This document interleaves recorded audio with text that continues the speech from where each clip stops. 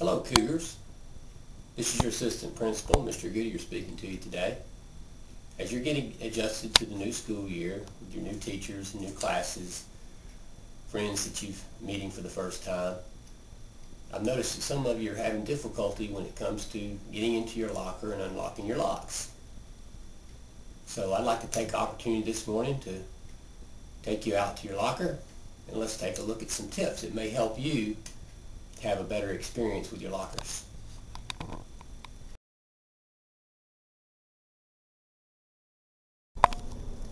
Hello again, students. We're here at a locker to demonstrate the proper way to open up your lock.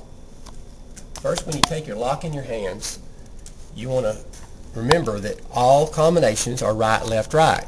This particular lock has a combination of 14, 16, 2. That means we're going to start off by turning the dial a couple times to the right to clear all the tumblers, and then we're going to slow down when we approach the number 14, being careful not to pass that tick mark. When we move back to the left, remember this number here is 16. Most people think you only have to move a couple of spaces to get there, but that's wrong. You need to make one complete rotation with the dial, pass your original number, and then slow down, being careful not to pass number 16. Now you're almost finished.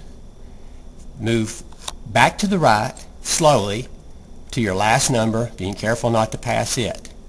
When you get to the number 2, your lock should slide open.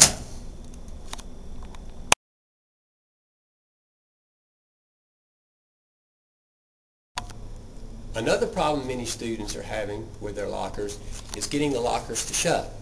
One of the reasons is the lockers that we have here at Green Cove Springs Junior High are beginning to show some signs of age, especially with the hinges. So as your locker begins to close, notice this one in particular is hard to close. Many students are trying to slam those doors shut. All that does is begin to mess up the mechanisms on the inside. So a good tip would be to always lift up on your locker door and push it into its spot to close. This will eliminate any problems. Now, if you're still having trouble getting your locker to close properly, remember to see your fourth period teacher or an administrator.